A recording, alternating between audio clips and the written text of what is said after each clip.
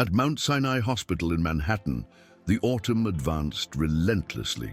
The fallen leaves swirled in front of the window of room 512, where Emily Harrison, barely 34 years old, lived her days between morphine sessions and sighs broken. Her skin, once luminous, had acquired a tone ash. His hair, which sometimes fell in waves golden, was now hidden under a silk turban that Sister Olivia changed him each morning. Emily used to be a women vibrant, director creative of an advertising agency, admired by his talent and warmth. But since his diagnosis of pancreatic cancer, your world is gone narrowing, reduced to hospital corridors, tests and beds that were not his. Even so, he lost his courtesy. He greeted the nurses by his name and asked by their families. He was the kind of person who, even suffering, I thought in the others. What Emily didn't know was that the stab would not come from cancer, but from the person who promised to accompany her to the end. James, her husband from towards 7 years, there were stopped visiting her with excuses vague, meetings, trips unexpected, discomfort. Olivia, who did not trust in At first, he began to suspect when found inconsistencies in the extracts, Emily's banking history. And then came the revelation cruelest. Sarah, a new shift nurse nocturnal, not only had false credentials, but maintained a secret relationship with James since months ago. It was Olivia who confronted the hospital director who confirmed he fraud. Emily, devastated, heard all in silence. He didn't cry, he just closed eyes and asked to be brought to him. He, her mother's mirror. She knew something inside her had been broken forever. Snap, Part T touched he heart. Subscribe to the channel so we can continue counting stories as this. Olivia, with the heart on fire, he wanted to immediately report James and Sarah, but Emily stopped her. I don't want to die in the middle of a scandal, Liv. I want everything have sense. That phrase was the starting point. From then on, Emily, with the help of her sister and an old trusted lawyer called Bernard Klein, began to plan in silence his last act of justice. They reviewed each legal document, will, accounts, banking, properties. For weeks, Olivia made her legs, her eyes and her will. Emily wrote letters by hand, signed papers with difficulty, and asked that each action was maintained in secret. As James continued strolling by fancy, restaurants with Sarah on his arm, believing that his wife was too much weak as if to suspect anything, Emily was knitting meticulously his final revenge. But the destiny, cruel and capricious, still kept a last surprise for Emily. One morning, after vomiting without explanation in the middle of a physiotherapy session, one nurse, young woman, one of the few who were not yet contaminated because of the corruption of the system, he insisted in to have an analysis done complete. The result, it was so unexpected that the own oncologist hesitated. Emily was pregnant. Nobody understood. There was passed by cycles intense chemotherapy. Your body was on the verge of collapse, and yet a small life beat inside her. Emily cried as I didn't do it from his childhood. It's a miracle, Olivia whispered, holding her through tears. But they also knew it was a account regressive. Your body could not resist a lot time more. And the baby, yes, if I were to be born, I would. Do it in conditions very risky. Emily, however, decided struggle by that life, like if it was the only thing that still kept her going, clinging to this world. Tea excites this spin. So, help us continue. Subscribe now, same. For weeks, Emily hid his pregnancy of all, except Olivia and the Dr. Klein. I didn't trust in nobody more. I wanted protect your baby of the environment toxic that still surrounded her, especially James, who still did not show signs of remorse or curiosity genuine. By his state, it continued sending messages, empty spaces, and unanswered courtesy calls. Emily focused in write a diary for yourself, son, page by page, leaving stories, songs, thoughts, and encouraging phrases that I imagined telling him in a life I knew I would never see. Every night, I caressed his belly as ye could transmit value through contact. In those pages, never mentioned James. He didn't want that man to form part of the memories of your son. As his body weakened, his determination became further strong. Every day was a silent struggle between resignation and hope. One morning, Emily suffered severe bleeding. Olivia found her, pale, trembling in her bath, with a contorted face by the pain. She was rushed to the operating room. There was no time for anesthesia complete. Between muffled screams and a heart that beat rapidly further for love than for life, Emily gave birth to a baby boy weighing just 1.5 kilos. "He's alive," she whispered. While he, little one, was immediately taken to the incubator, Emily smiled faintly, barely a sigh of relief, and then he fainted. He woke up 3 days later, with tubes, monitors, and silence disturbing. Olivia was at his side, dark circles under her eyes and sleepless, but with a smile. "It is fighting, Em. He's strong as you." Emily wanted to see him, but I couldn't move. So Olivia showed him a photo, a baby tiny, with skin reddened, but with her own eyes. Emily broke in crying. It was all I needed to keep going, holding on a little longer. In the days that followed, Emily asked that no one inform James about his birth. "I don't want him to use it as excuse to clean his image," he said in a broken voice. Bernard, the lawyer, respected his decision and began to work with greater urgency in the adjustments to the will. Emily not only left James out, but redirected all his inheritance, shares, property, accounts, banking, to a foundation in name of your son, administered by Olivia and a committee ethical. He also left instructions precise that the child should not know about his father until he was the 18 years, and only if he himself asked for it. Each clause was carefully reviewed, signed with trembling hands and tears that fell without drama. It was not anger that moved to Emily, it was justice. She wanted to protect your son of the pain that she there was lived, and make sure that it grew surrounded by truth, not appearances. Meanwhile, James began to be worried. The news at home, they became scarce. Olivia did not respond to her messages, and the hospital denied her information under the pretext of confidentiality. Sarah, for his part, began to become impatient. There was no more trips, neither dinners expensive, just silence uncomfortable, and an account banking that seemed to have been frozen. One night, while checking his email, James accidentally found a document where Emily requested close the account joint. Alarmed, he went to the hospital with cheap flowers and the expression rehearsed with concern, but when tried entering Emily's room, was arrested by security. "She has left instructions clear, Mr. Harrison. You cannot pass." James stayed paralyzed.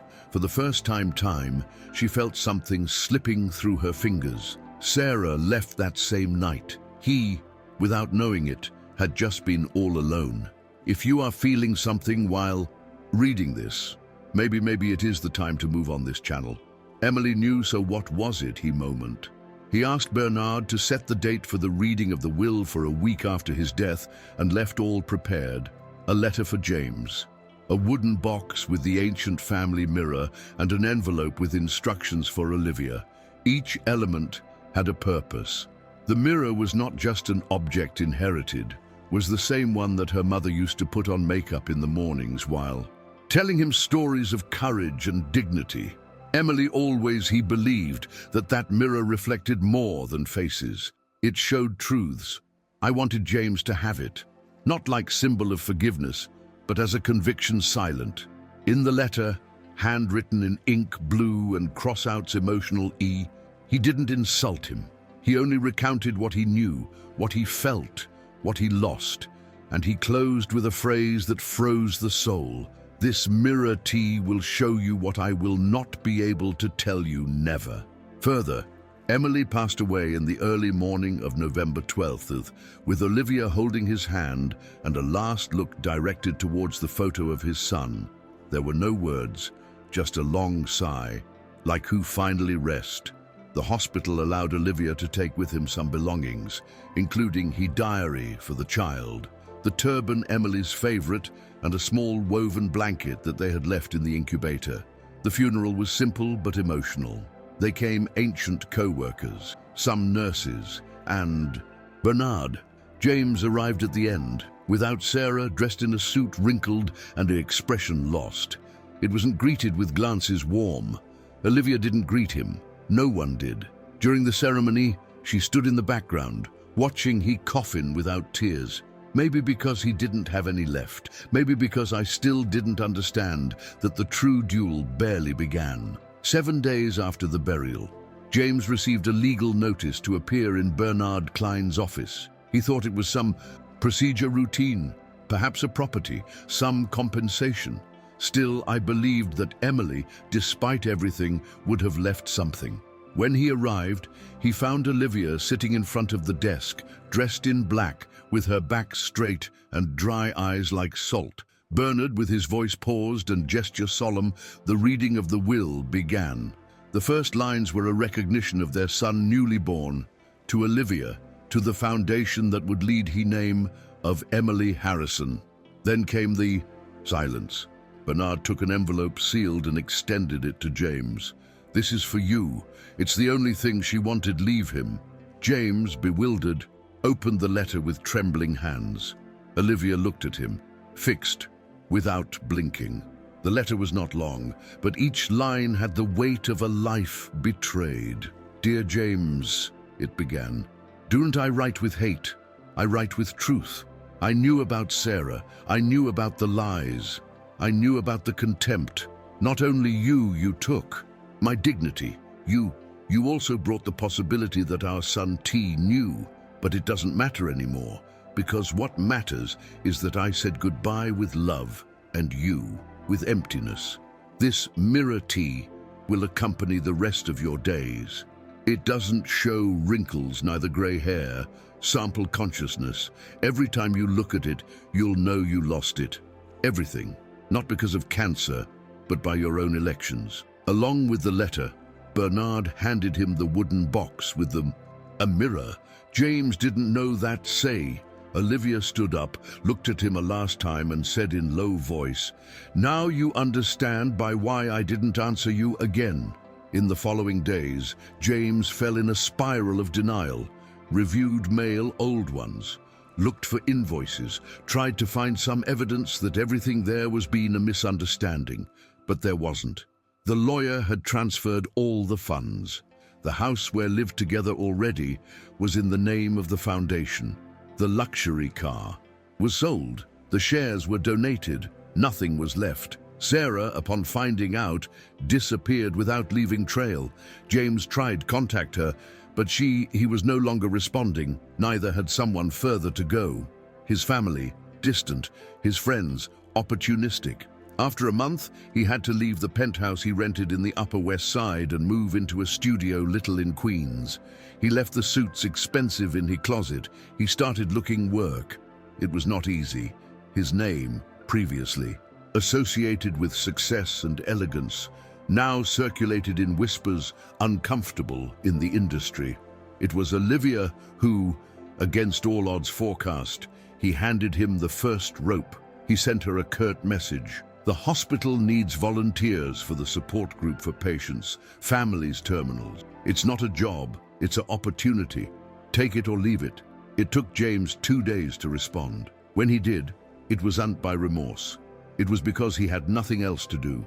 He showed up with clothes, simple and expression off. The group's coordinator, an older man with a voice warm, listened to him without judging. Just talk from your experience. Nothing more.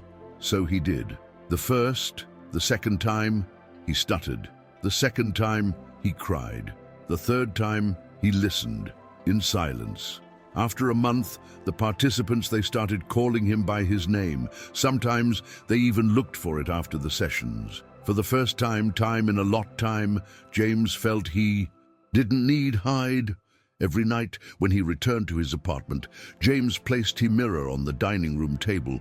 I couldn't avoid look at him. At first, I did it with anger, then with shame. Later, with a kind of resignation. In that reflection, I saw more than a gaunt man.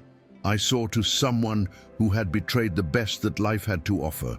The silence of the studio, the lack of calls, the reheated food and the lack of purpose became further bearable only when he sat down to read the letters Emily had sent him written to his son. Olivia, with the time, allowed him see some pages. James devoured them. As were the last source of light. In every word, he recognized the woman he had given up sitting. In each phrase, I understood what really there was lost. Winter day, while removed snow in front of the building as part of their tasks community, James saw Olivia waiting for him from the other side of the street. I was with a scarf blue, the same one Emily wore in chemotherapy sessions, and an envelope in his hands. He asked by you, he said bluntly. James didn't know sit or kneel. Who? He asked, although in his background, I already knew it. Your son, he asked. By her father. He doesn't know what you did. He just knows you're gone. Olivia handed him don't wait a redemption. This is not about you, but maybe time still you can do something. Useful with what's left. Inside the envelope there was a card with the name of the Garden Therapeutic Hospital. A written note by Emily said, if you decide to honor something of what we were, take care this place. Do it, flourish. James closed eyes. He didn't respond, but the next day he showed up in the direction indicated, the garden. It was at the back of the hospital, between walls, greys, and one iron fence covered in ivy. It was small, just a rectangle of land with some shrubbery withered and banks old. But Emily loved him. She had designed as a space of peace for patients and their families. There was elected each plant, each color, each corner, with the hope that one day someone would breathe better there. James walked through it in silence. He knelt beside a dead rosebush and began to clean the earth with his bare hands. He knew nothing about gardening, but I knew what it meant caring for something one doesn't deserve. Day after day it was learning. He pruned, watered, consulted books old and internet tutorials. Doctors began to notice. Some patients too. Little by little, the garden began to change. It wasn't perfect, but had life. They passed weeks, then months. James didn't contact again to Olivia, but I knew that I was aware. Every now and then he would appear a flower pot new, one tool deliberately forgotten, one unsigned card with planting instructions. It was his way of saying, I'm looking. One of those cards found Emily's quote, "Flowers don't judge those who care for them, they just bloom." That quote broke him. He cried for hours between the jasmines. It was in that garden where one day he heard a voice childish asking, "Are you James?" He looked up and saw a boy with long hair, light brown and huge eyes, accompanied by a nurse. James didn't know what to answer. The boy approached without fear. "They say that you take care my mom's garden." James nodded, holding back tears. "Yes, and it's the most important thing I have done in my life." The boy sat next to James in one of the wooden benches. I had a flower in her hand, a somewhat wilted daisy that had picked up from the road. "What was she like?" he asked naturally, without drama. James breathed deep. "She was brave, sweet, strong. She smiled even when had fear. And I loved this place more than anything." The boy didn't reply. He just looked at the flower between his fingers. "I want to too. Take care of it," he said after a while. James looked at him with a mixture of wonder and tenderness. I couldn't tell him who he was, not yet. But at that moment, he understood that Emily's love was still alive, beating in that small life that sometime there was believed lost. He handed her a small rake. "Then let's get started. This corner. It needs small, determined hands." Listen. Child's visits became frequent, accompanied always by a nurse, appeared a time by week, watered some plants, collected leaves, made questions curious about each flower. James, never. He asked nothing personal. They just talked about the garden, the seasons, The music Emily used to play.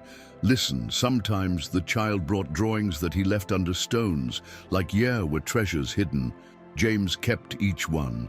Never asked to Olivia, yes, he child.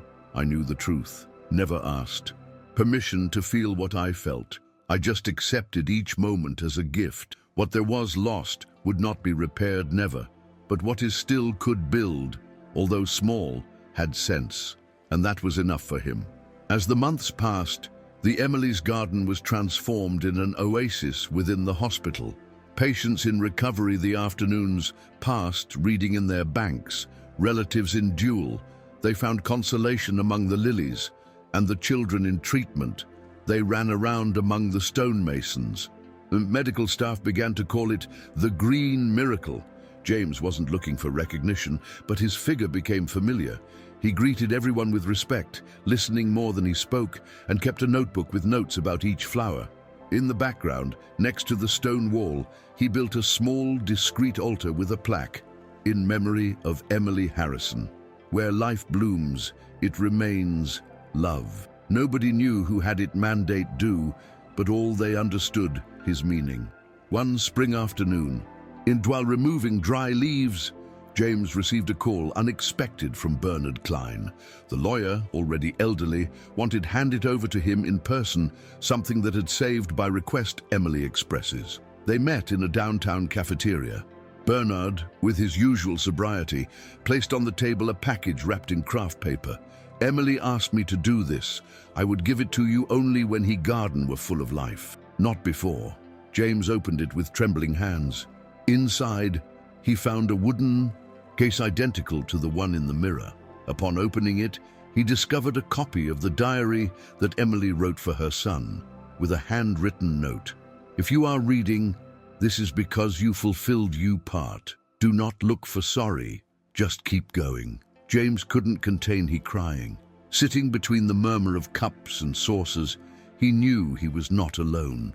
That even since death, Emily continued guiding his steps. That night, James read each diary page as if it were a written letter straight to his soul.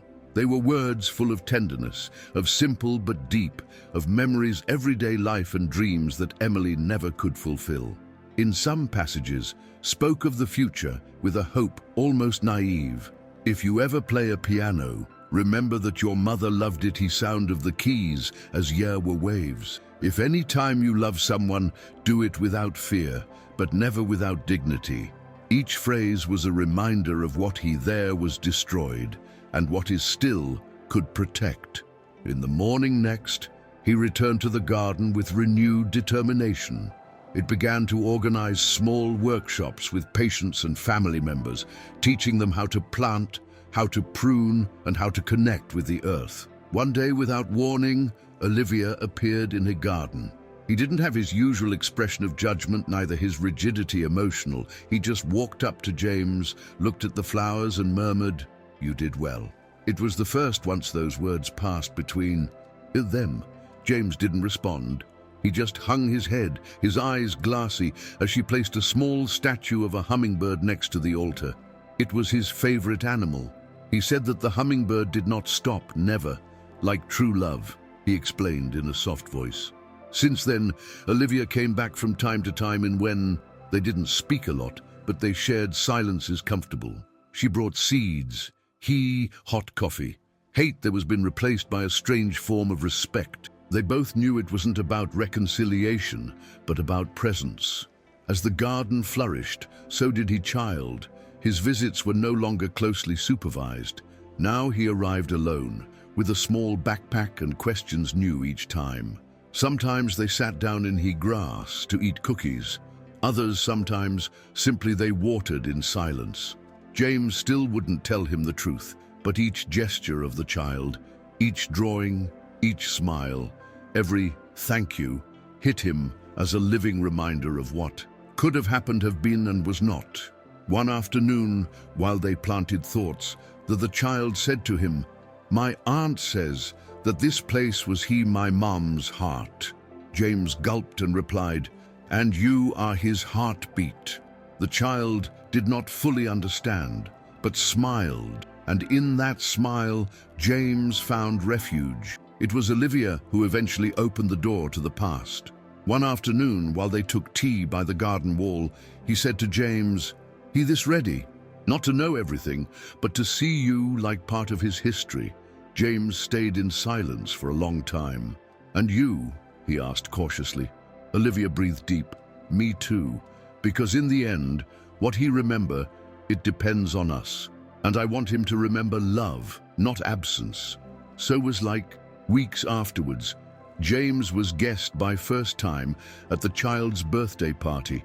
It was a simple party, in a park with balloons and cakes facts at home. Upon arrival, the child ran toward. He handed him a drawing. It was the garden with giant flowers and a smiling sun. "It's for you. Take care of him so much," he said. James hugged him with a tenderness contained that only Emily would have understood. In it drawing, among the flowers, appeared a figure little girl with a sign that said, "Dad Garden." James didn't know yea laugh or cry. Olivia, who watched from far away, just nodded. It was the child's way of giving him a place. And not yet knowing how that nickname was exactly right. During the party, James helped serve juice, organized games, and even blew out the candles with the child, who took her hand naturally. There was no big revelations, neither speeches, just gestures, small ones that marked a beginning. At the end of the day, Olivia came up with a cardboard box. "This was yours too," he said. Inside there was a woven blanket by Emily, various toys saved from the birth of the child, and a photo framed by her pregnant, looking through the hospital window with a smile, fragile. James held her as if it were made of glass. That night, when he got home, he placed the photo next to the mirror. For the first time, once again, he wasn't afraid of the reflection. He looked at it straight on and said in low voice, "Thank you for not giving up with me." There was understood that he could not delete he past, but build something worthy with what was left. The garden. It was no longer just a place of memory, but life in course. And even though I couldn't be called father in all its letters, yes, could be presence, care, seed. In the months that followed, James continued his work in the hospital and also began to study gardening formally. He gave talks, wrote articles about Hecan therapeutic of plants, and helped create spaces greens in other centers' doctors. Each project was wearing Emily's name, not out of guilt, but by gratitude. 1 year. After Emily's death, the hospital organized a ceremony in the garden that now was wearing officially his name. It was an event discreet, but full of meaning. Patients, doctors, family members, and volunteers. They shared words of gratitude, anecdotes, and flowers. James, guest as carer honorary, was he last in to speak. He climbed onto the little one wooden platform, with hands clasped and voice trembling. "This garden does not belong to me. It belongs to everyone, those who sometime needed breathe when there was none left air." Emily dreamed about it, and I, with much less than she deserved, I tried to honor him. When finished, the child ran to hug him. Olivia, from his chair, applauded him without smiling, but with eyes full of something like peace. That night, in his Queen's apartment, James opened Emily's diary time more. There was a page that always passed by, one where she wrote, "If any time he changes, yes, sometime decides to look toward inside, not by me, but by he, then maybe my love wasn't in vain." James closed a notebook carefully and placed it next to the mirror and the photo. He didn't need further tests. Your path. It was no longer about redemption, but about purpose. There was lost to Emily. There was failed as husband and as a man, but still could be worthy of what she saw in him before the collapse. That possibility, although painful, was his daily driving force, because deep down, and I knew Emily hadn't completely dead. She was still alive in each flower, in each letter and envelope, everything in his son. The child began to call him Jim naturally, without knowing that in that syllable short fit a whole story. James didn't correct him. He didn't need more. It was enough for him to see it grow, accompany him in silences, and take care of it from a distance respectful. Olivia by his part, was softening the edges. He allowed James to take him to the park, to share reading afternoons, which were together to the nursery. Never they were talking about the past. It didn't make missing. Your pact was sealed in the way they protected Emily's memory without turning her by weight. Sometimes, James found child's drawings glued in his door, suns with faces happy, trees with hearts, or phrases like, "Jim is my friend." Those gestures gave him further sense that any lost fortune. One Saturday in the morning, while they watered together the lilies, the child, he asked, "Do you think my mom sees me?" From his sky, James stayed motionless, with the watering can in the air. "I think so," he replied slowly. "And I think he smiles each time that you do something good."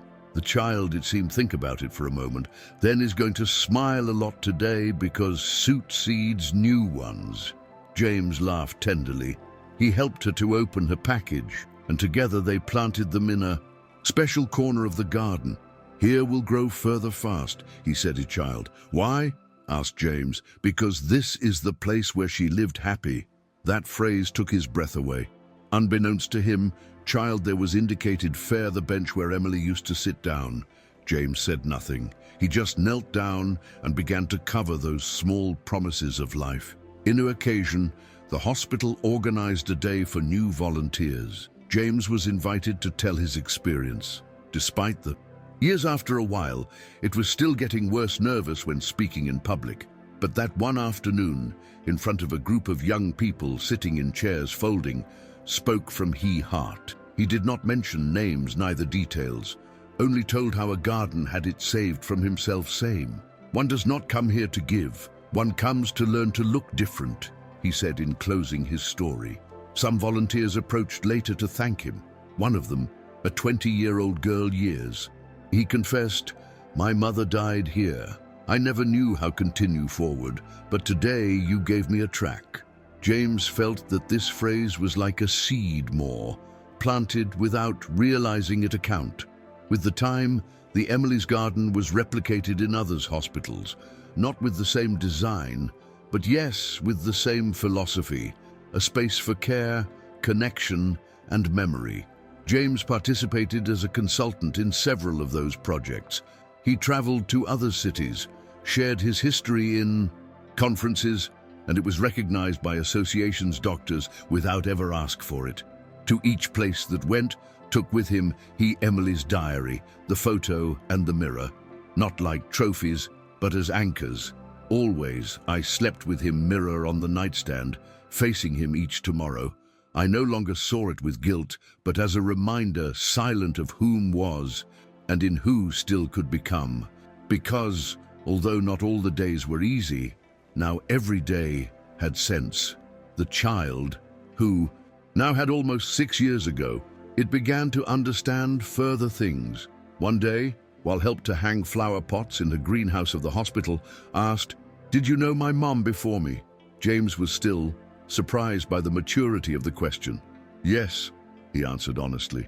"I knew her when I was very happy, and also when was very brave." The boy looked at him with big eyes. "And you were his friend?" James smiled sadly. "I wanted to be, although sometimes I didn't know how." The child didn't seem to judge him. It only took a flower and gave it to her. She knew there would be forgiven. "I can too." James broke down by inside, but contained he crying. Not because I would like to be strong, but because that gesture was more bigger than any redemption. Little by little, James began to write too. Not a book, not even a diary, but small letters for him, child, saved in envelopes stamped with dates future. When you turn 10 years old, for your first day of school, for when fall in love by first time. He didn't talk about himself same as a father, only as someone who loved him, care from the shadows. Olivia found those letters one time by accident while organized some papers at James's house. He didn't say anything. He just left a note on them. "Thank you for not giving up on him." Since then, the relationship between the two became further fluid. They shared some meals. They were called by telephone. Even they laughed from time to time when What was once a truce, now it seemed a new form of family, one that didn't need labels, only loyalty to the memory of whom they united. One summer, James went invited to receive an award honorific in name of the Emily Harrison Foundation. It was a ceremony organized by the hospital with the presence of benefactors, patients, and medical staff. Although hesitated in accept, Olivia encouraged him. She would have "I wish you were." "And they're there. And so is he," said, pointing at the boy. The little one was who chose his tie, a blue floral one that Emily used to wear on her handkerchiefs. When James came on stage, he didn't read Nunn's speech. He just held up Emily's photo and said, "All this, it started with a woman who, even dying, he chose to sow." The applause, it was long, heartfelt, not for eloquence, but for the truth raw that they contained, those words. After the ceremony, the child asked James to teach him how to take care of a bonsai. "It's like a garden, little one, right?" he said enthusiastically. James agreed, delighted. They bought one together and placed it in the windowsill of James's study. Taking care of him became their shared ritual. Watering it, pruning it, observing it, it was a perfect symbol. Small, fragile, but full of patience and dedication. In one of those afternoons, while adjusted the wires of the main branch, the child asked, "Do you think she would be proud?" James didn't hesitate.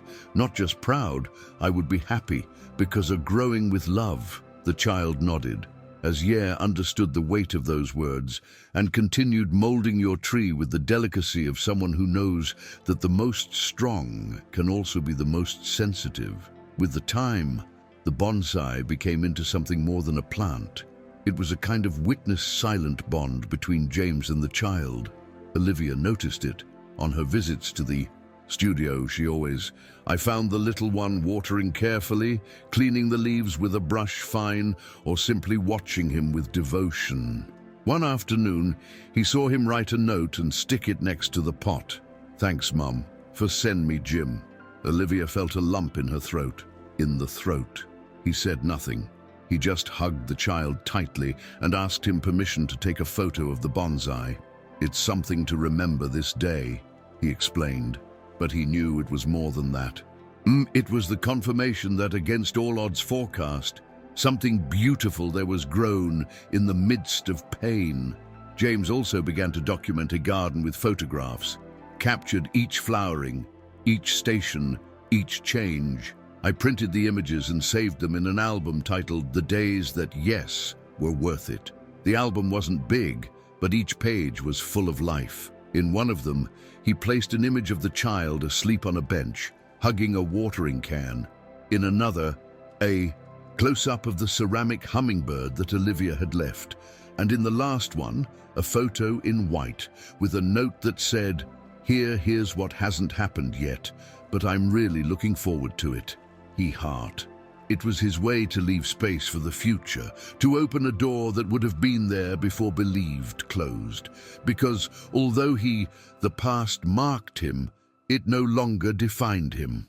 One morning, rainy, the child came to the garden with a folded sheet of paper in 4. "It's a letter for you," he said timidly. James opened it carefully. It was written in pencil, on letters disordered but legible. "Thank you for take care of what my mom I wanted to. Thanks for teach me things pretty. I want you to always you are with me, even if one day they tell me the whole truth." James stayed in silence. He didn't know as react. It was like, child already knew more than it seemed. Like, his heart had filled the voids that the adults were trying to protect him. James hugged him strong, without saying anything. I knew I shouldn't promise him eternity, but could promise him presence. And sometimes that was enough. From that day on, James began to write a new letter. This time it wasn't for him, child, but for Emily, the first in a lot time. I didn't know, someone would read it, but I felt that I should do it. Today I saw how our son looked at me, tenderly, not knowing everything that happened. And I understood that love doesn't need explanation. You just need constancy.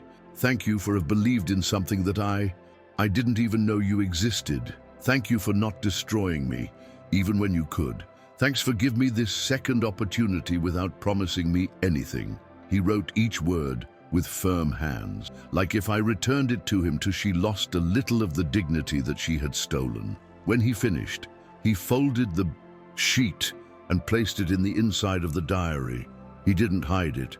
He left it there, like part of that history shared that now year was beginning to close with peace. They passed the years. The child grew, and with it also the garden.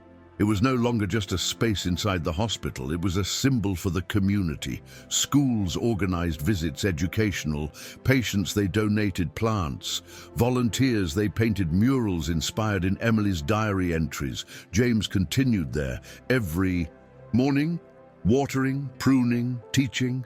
Her hair had filled with grey hair, but his look was more serene than ever. He continued sleeping in the same Queen's studio, with the mirror on the small table and the bonsai in the window. Sometimes they visited him ancient patients, others volunteers, even people who had only heard his history, and they wanted to know the place where love turned flower. One afternoon, while he was tidying up the tools in the shed, and found an envelope, old man, with Bernard's handwriting. It said, "By when all is blossomed." Inside, there was Emily's last letter, written probably in his last days. If you are reading, this is because you did something good with all the bad. I don't know. Yes, sometime you achieved forgive you, but I achieved rest. And that's thanks to you, not because you avenged me, but because you did to flourish what I was unable to see grow. Live in peace, James. Don't charge more. That's enough, James. Sat down in the bench by the wall and read letter 3 times. Then he put it away in the inside pocket of your jacket, like will need have his voice stuck to the heart. The sun filtered through the leaves, and first time in a lot time, felt that he could breathe without weight. In a chat with teenagers in a school public, James said his history in a more open. He didn't omit so much anymore. He talked about mistakes, about loss, about second thoughts, opportunities. Don't wait for it to be late to value those who the surround. And if some time fail, remember that it is not about forgetting what you did, but about deciding that we'll do with what is left. At the end of the conference, a girl approached him and handed him a bracelet woven. "It's so you don't forget that you helped to someone," she said shyly. James smiled and accepted her. He wasn't a hero, he never would be, but he had converted in someone useful, and that, in his world, was already a victory. Meanwhile, the child, who was no longer a child, began to write his own version of the facts, not as sad story, but as a testimony. Olivia helped him with the structure, and James corrected the spelling mistakes with a red pencil. The book was titled Mother's Flowers, and it mixed memories real with fantasies tender. In its pages, James appeared as a nameless character, the caring gardener that dreams. When James read, he draft by. First time he couldn't avoid get excited, not because it was seen reflected, but because he understood that in the eyes of that young man, there was been more than his past. There was been root, shelter, shade. And that was not earned with words, but with actions. The day that the book was presented officially in a small neighborhood library, James sat down in the last row, with the Emily's diary in his lap and the bonsai within a cardboard box next to it. The young man, now with a voice firm and gaze safe, read a fragment in voice high. "This garden didn't save my mother, but it saved those who loved her, and that, too, is a miracle." Applause was spontaneous, felt. James did not go up on stage. He was not mentioned by name. But when the event ended, the young man approached, gave him a long hug and whispered, "Thank you for stay." James didn't respond with words. He just closed eyes and held it strong, like who understands that the cycle has closed. That night, on my way back in his apartment, James placed a bonsai in the center of the table. It wasn't so small anymore. Its branches had grown elegantly, and the leaves shone with a ripe green. He looked at it for a long time, then opened Emily's diary in the last page and wrote, "Today, I finally understood. Love is not perfect. It is persistent. It is what remains after the chaos. And you, Emily, remain in everything that grows. He closed a notebook gently, lit a candle and sat down in front of the mirror, but this time he didn't look for it reflect. He just wanted to be there in silence, accompanied for the memory of the one who taught him that even the greatest betrayal can transform, with time and humility, into a legacy of truth. With the years, James left a Queen's studio and moved to a small house near the hospital. The property had a piece of land broad, where he replied, Emily's original garden design. She called it the second heartbeat. Their organized workshops free, welcomed young people in vulnerable situation, and offered spaces of silence for those who needed heal. The child, already teenager, helped him on weekends. I don't want this die with you, he used to tell him. James laughed and replied, then you will have to learn to prune better. It was his way of saying, I want, without saying it.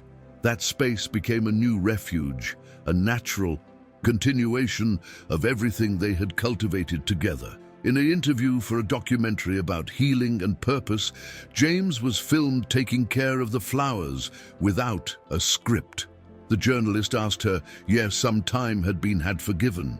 He thought about it for a moment and replied, not quite, but I learned to live with it and to use it as fertilizer. That phrase went viral, not because it was poetic, but so brutally honest. Many people started to write letters, visit his garden to tell him his own stories of mistakes and reconstructions.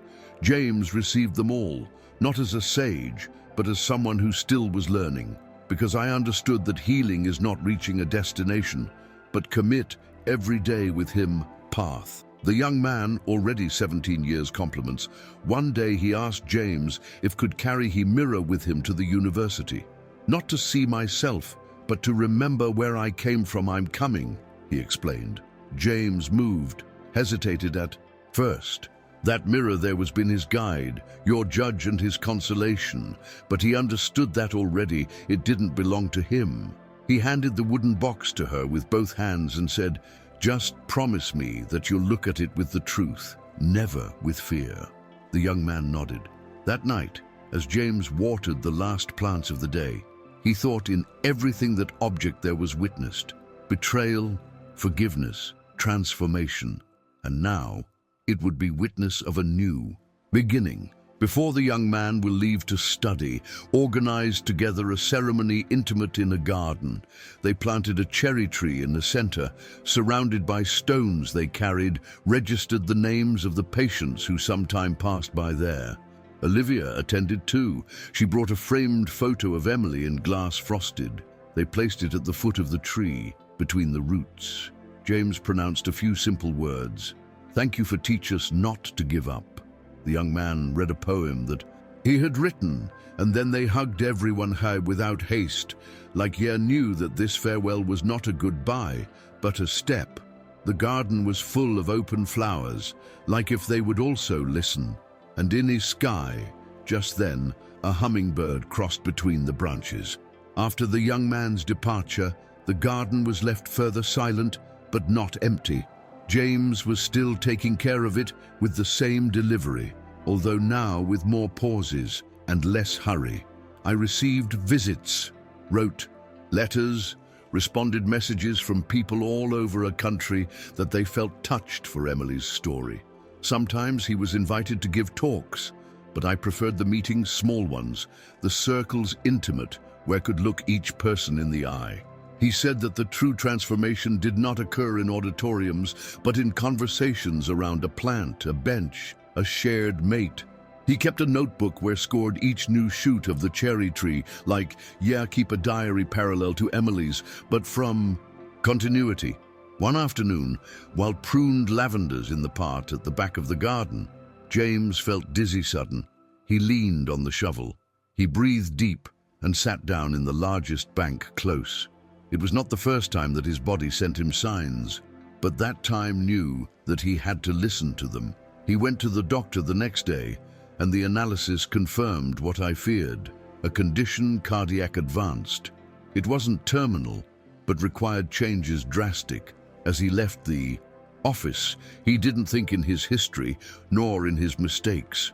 He thought in the young, in the bonsai that had been taken to university, in the cherry tree that had not yet fully bloomed, and he understood that the time is not measured in years, but in roots planted. He decided not to fight the clock, but use what was left to continue doing what you do most sense had. Take care. With that diagnosis in the pocket, James reorganized his routine. He hired a young gardening apprentice from the neighborhood to help him with the chores physical further demanding. Her name was Mariella. She had 23 years and one patience that reminded him to Emily. He taught her each corner of the garden, the why of each flower, the meaning of the stones. Mariella, initially shy, soon became a natural extension of the place. "I am not replacing anyone," said she. "I'm just helping everything follow growing up." James thanked him each afternoon with a cup of tea and some anecdote. It was like transmit a legacy, without solemnity, with tenderness. I knew that the garden would be in good hands. One morning, he received an envelope with no return address. Inside, there was a letter written in handwriting, firm and sure. It was from the young man. It said, "Today I read your letter in Mom's diary. I cried, not out of sadness, but because understood everything you had to learn to get here. Thank you for stay. Thanks. And for not letting me go. Never. Although he whirled, I said you didn't deserve it. I'm fine. But you strange all the days." James read that letter in silence, sitting in front of the cherry tree. Then he folded it carefully and placed it under a stone, next to the roots. He didn't need to answer. The garden, with its slow and silent language, it was already there doing by-he. The weather followed moving forward, and with it, James turned further slow. He walked with a cane, but continued appearing each tomorrow in a garden. Mariella was already in charge of almost everything, but he was not missing never. He sat down in his favorite bank, the one he looked at toward the cherry tree, and read passages from Emily's diary in voice high, like would talk to her. Sometimes they did. Together, I read. Mariella listened, and then they shared reflections. "Do you think I knew that everything this was it going to happen?" he asked. "A time the young woman," James smiled. "No, but yes, I knew what it was sow with love, and that always bears fruit, sooner or later." That day he gave Mariella a copy of the diary. "So you don't forget never by that we care this place," he said.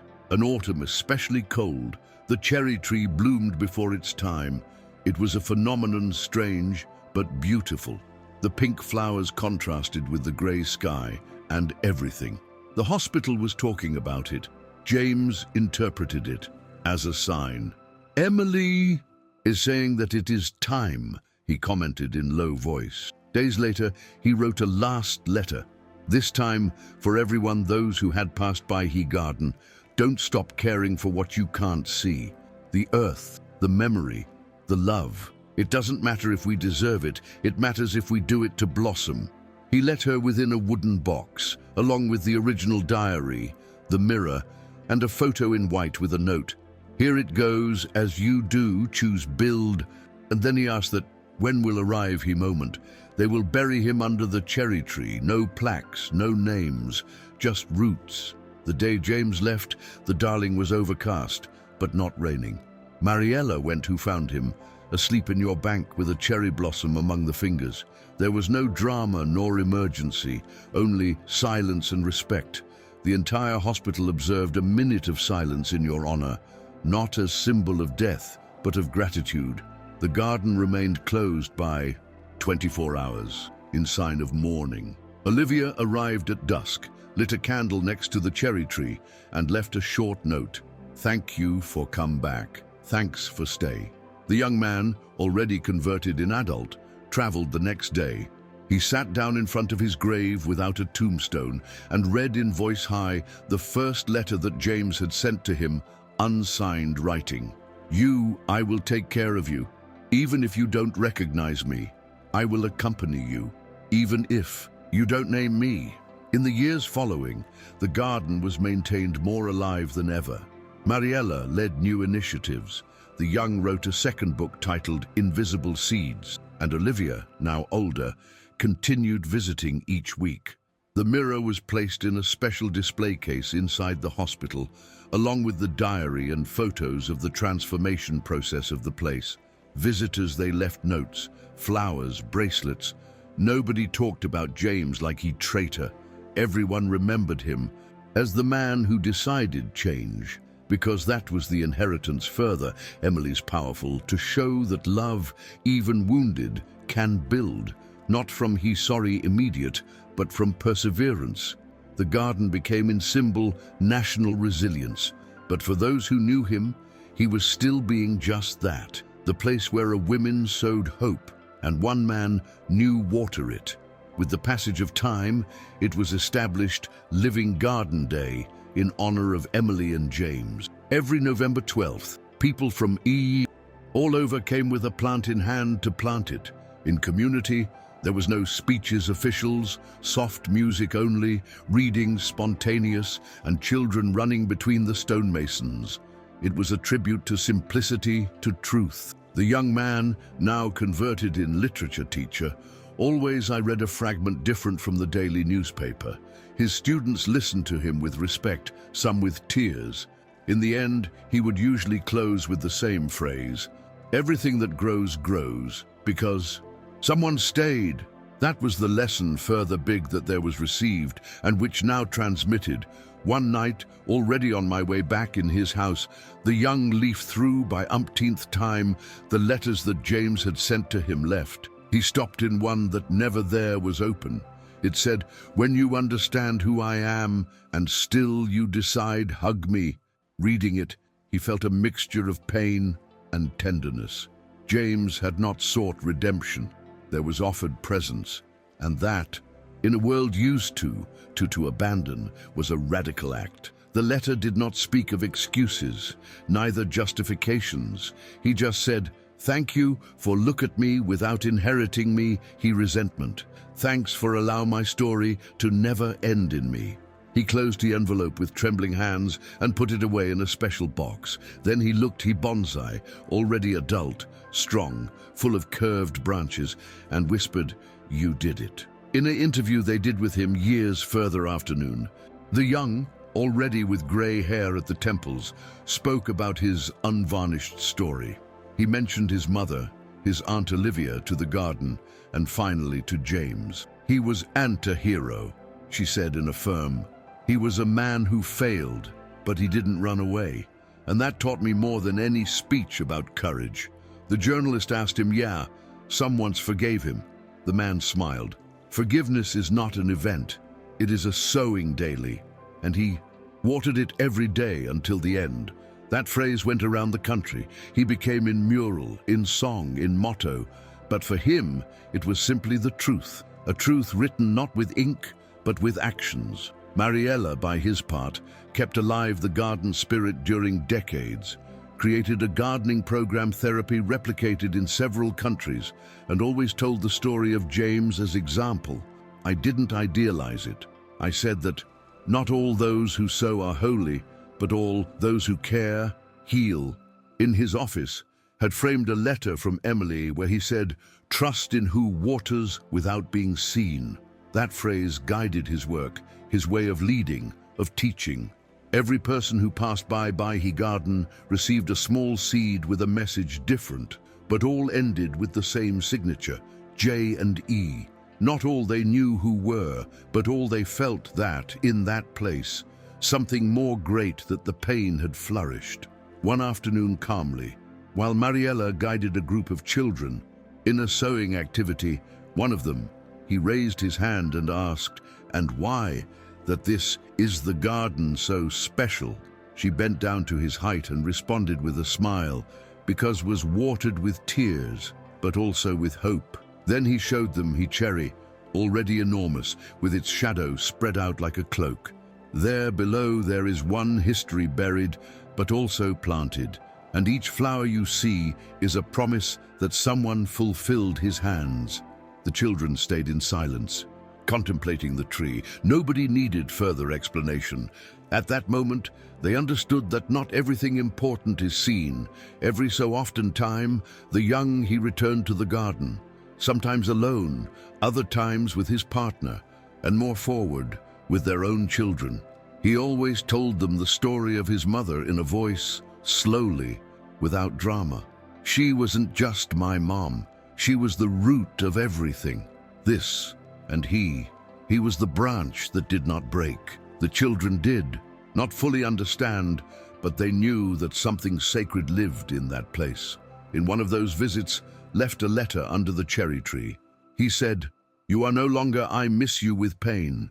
He took with me with gratitude, and every step I take about a path that you opened without promising anything. Then he stayed there in silence, watching as he moved the leaves, as if Emily still breathed between them. A special morning, it was inaugurated in the hospital. One new care wing, palliative care. The main corridor was decorated with images of the garden and phrases taken from Emily's diary. In the entry, a plate simple. He said, "Here blooms what others abandon." Mariella gave a short speech, but emotional. "Today we celebrate the lives of those who they chose take care, even when there was nothing left to gain, because caring is the act further human that exists." At that moment, the young man, guest of honor, took the floor. He didn't read. He just spoke.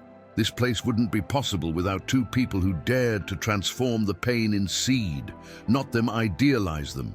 Just look at them as humans who decided stay. And so, without names, neither statues, history followed beating. At the end of the ceremony, a girl approached the young man with a notebook. "Are you he, son of the flower lady?" he asked. He nodded, smiling. "And you?" he replied. I take care a plant that was sad. Now this happy. Is that love too?" The man bent down, moved. "That is exactly love." He signed a notebook with a flower drawn, and the initials EH and JH, explaining that those letters, they represented two people who learned to take care of themselves, even from worlds different. The girl he ran to show it to his mother, and he stayed there, looking he garden from a window, understanding that the true legacy were not the books, nor plates, nor not even the flowers. It was that girl. It was every person that sometime chose care without applause. With the years, the garden was declared cultural heritage of the city, not for his architecture, nor by their species exotic, but by his history. It was a living, breathing place, memories and teachings. Universities used it as example of projects with a social purpose. Psychologists studied it as resilience case emotional. But for those who were passing by there every day, he continued being a place where a man pruned. In silence, where a child I learned to sow, where a woman, he wrote his last words with love. Fame had not converted in monument. There was made further human, closer. One summer night, the young, already older adult, returned a time more. He was wearing with him a box with objects, personal notes and a handwritten letter. He walked to the cherry tree, now gigantic, and sat down in the usual bank. He opened the box and went, leaving each thing at the foot of the tree. A photograph of Emily, a mirror replica, a book open for the dedication that said, "Thank you for stay." Then he placed the letter next to the log, inside a wooden box. In it, there was written, "If someone finds this someday, I will know that there were no saints here, only broken people who chose heal with your hands on the earth, and that it was enough." He stayed there until the dusk, in peace, as one who has understood everything I needed understand. In the morning next, one young voluntary found the box next to the cherry tree. He carefully carried it to the visitor center, where Mariella, already retreat, but still present in the important days. He opened it with respectful hands. As he read the letter, his eyes filled with tears. Then, "This is what we are," he murmured. They decided not to exhibit he content. In its place, they placed a new stone next to the tree. No names, no dates, just a phrase carved. "Where Hands take care, life insists. It was the perfect closure for a history that never looked for recognition, only sense. As time goes by, generations they changed, but he garden followed there. Children, elderly, lonely, families whole. All they found something in that corner green. They didn't know the whole story. Sometimes they just listened fragments. A woman brave, a man who changed, a child who sowed his life. And with that, it was enough. Because he garden I no longer needed narrators. It was him same who told, through the scent of lavender, the sound of the leaves, the generous shade of the cherry tree. Not all those who passed by they knew the names, but all they felt that there, on that ground beware of broken hands and hearts whole, there was something invincible has blossomed. One afternoon one teacher took his group of students to the garden. Among them, one girl with hair curly and attentive eyes stopped in front of the cherry tree and asked, "Who planted this tree?" The teacher, he smiled and replied, "Someone who chose stay when everyone was leaving." The girl nodded in silence, like, "Yeah, understood more than I could to express." He took out of his backpack a small seed and buried it carefully near the trunk. "It's so he won't be alone," he said.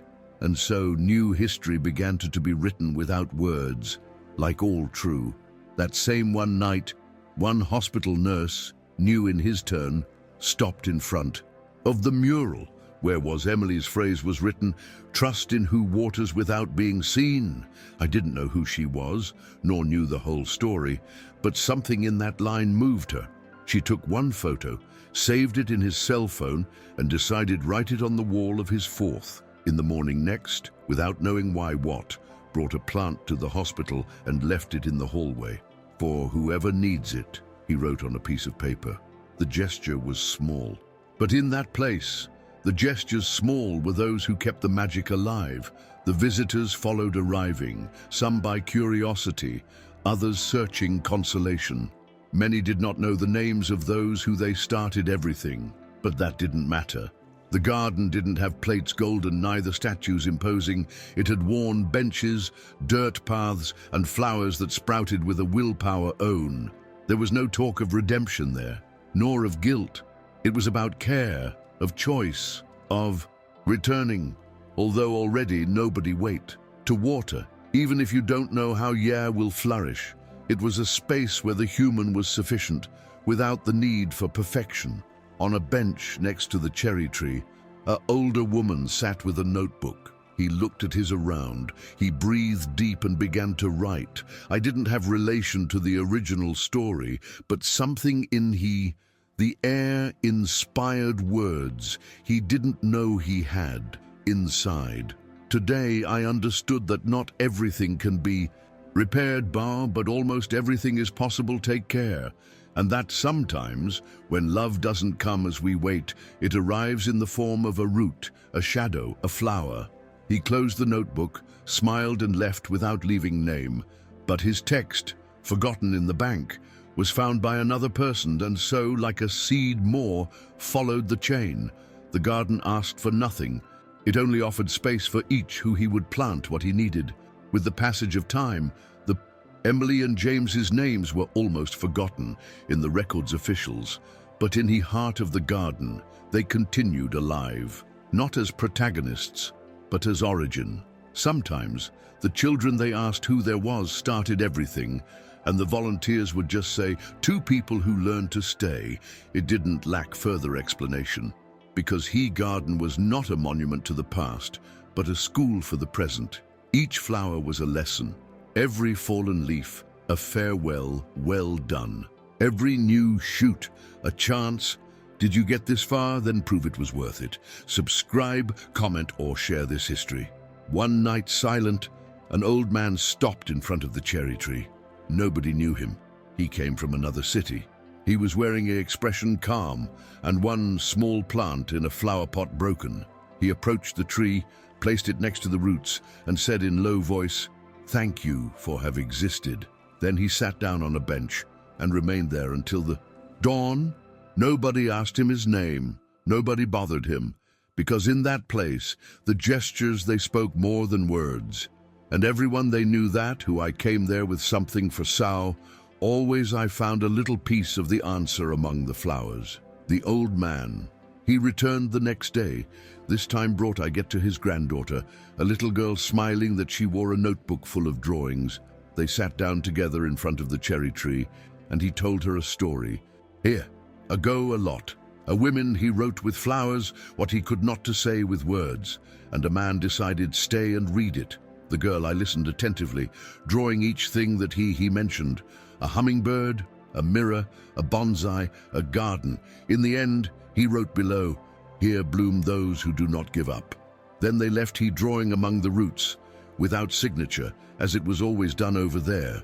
Mariella, upon finding it days later, framed it and placed it at the entrance to the garden. Each visitor read it upon arrival and paused for a moment, as if something invisible would play.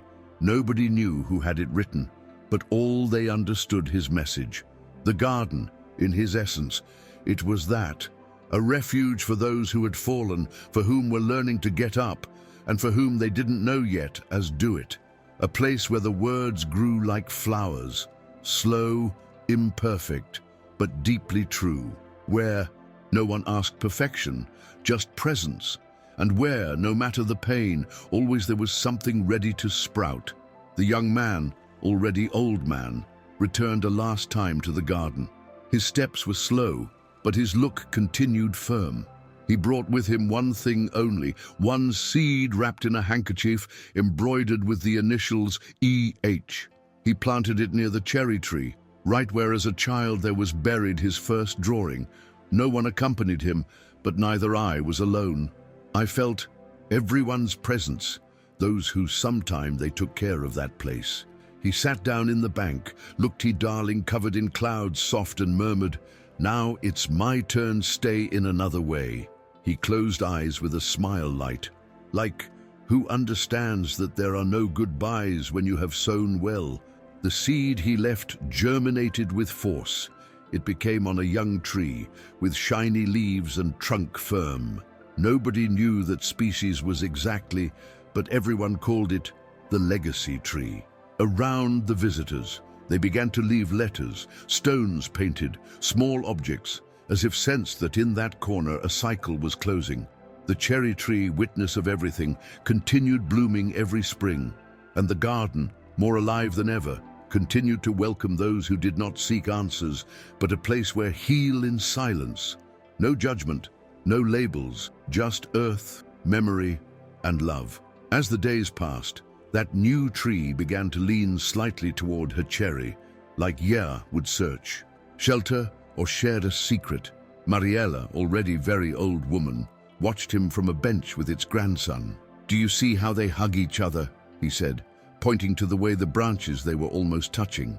That happens when two stories recognize each other. The boy didn't respond. He just got up, ran toward the logs and left a piece of paper between them folded.